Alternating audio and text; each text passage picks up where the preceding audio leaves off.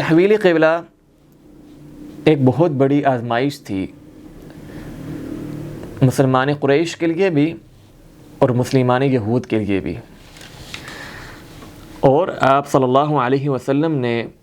مدینہ میں تقریباً 16 سے 17 ماہ بیت المقدس کی طرف چہرہ کر کے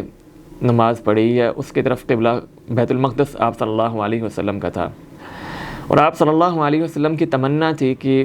مسلمانوں کا قبلہ بیت اللہ بن جائے۔ بسم اللہ الرحمن الرحیم، الحمدللہ رب العالمین، وصلی اللہ علی نبینا محمد وعلی آلہ وصحبہ اجمعین، اما بعد۔ اور پچھلی کتابوں میں بھی اس بات کا ذکر تھا کہ مسلمانوں کا قبلہ بیت اللہ ہوگا۔ پھر 16-17 ماہ پڑھنے کے بعد، نماز پڑھنے کے بعد بیت المقدس کی طرف اللہ تعالیٰ نے قبلہ تحویل فرما دیا، قبلہ تبدیل فرما دیا۔ اب یہ آزمائش مسلمان قریش کے لیے بھی تھی اور مسلمان یہود کے لیے بھی تھی۔ مسلمان قریش کے لیے اس لیے تھی، جب وہ بیت المقدس کی طرف پڑھا کرتے تھے نماز، تو وہ ان کے لیے بہت بڑی آزمائش تھی، کیونکہ ان کے اندر محبت، جو مسلمان قریش تھے، مکہ کے مسلمان تھے، ان کے اندر جو محبت تھی وہ بیت اللہ کی تھی۔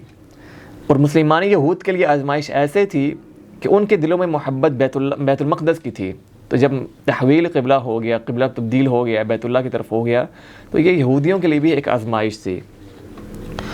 اور نبی صلی اللہ علیہ وسلم نے 15 سے 16 ماہ جو ہے اس کی طرف نماز پڑھی، بیت المقدس کی طرف،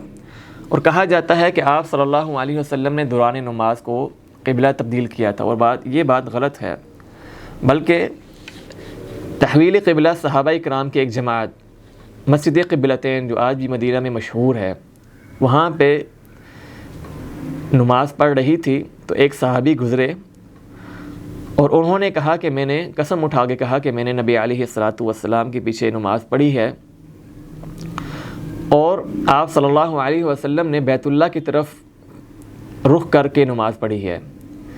تو مسلمانوں نے اس ایک بندے کی آواز سن کے نماز کی حالت میں ہی اپنا قبلہ چینج کر لیا۔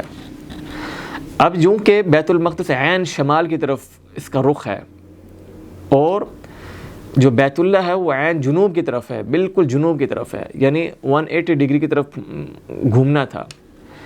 تو اس ایک انسان کی وجہ سے خبر آحاد، جس کو لوگ رد کرتے ہیں کہ خبر واحد جو ہے حجت نہیں ہے، صحابہ کرام نے اس ایک بندے کی وجہ سے، اس ایک بندے کے قول کی وجہ سے اتنا اعتماد تھا کہ اس ایک بندے کی وجہ سے نماز میں ہی اپنا رخ بدل دیا۔ اس لیے جہاں پہ یہ نماز پڑھی گئی تھی اس کو مسجد قبلتین کہتے ہیں۔ پھر جب قیادت تبدیل ہو رہی تھی بنو اسرائیل سے بنو اسماعیل میں، جب یہ قیادت منتقل ہو رہی تھی، تو اللہ تعالیٰ نے اس قیادت کے لیے 2 ٹول بتا دیے کہ اس قیادت کو آپ نے سنبھالنا کیسے ہے۔ 2 ٹول کے ساتھ آپ نے اس قیادت کو سنبھالنا ہے۔ استعینوا بالصبر والصلاۃ، 2 چیزوں سے، نماز سے اور صبر سے۔ یہ چیز حکومت عام انسان کے لیے بھی ہے اور ایک حاکم کے لیے بھی ہے، کہ انسان جس چیز میں مدد چاہتا ہے، اگر دنیا کے کاموں میں مدد چاہتا ہے تو 2 چیزوں سے مدد لے، ایک تو نماز اور ایک صبر۔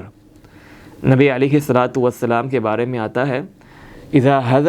حزبہ امر صلی، جب آپ صلی اللہ علیہ وسلم کو کوئی چیز پریشان کرتی، کسی چیز کے بارے میں غور کرتے، تو آپ کھڑے ہوتے اور نماز پڑھنا شروع کر دیتے۔ تو یہ آپ صلی اللہ علیہ وسلم کا طریقہ عمل تھا۔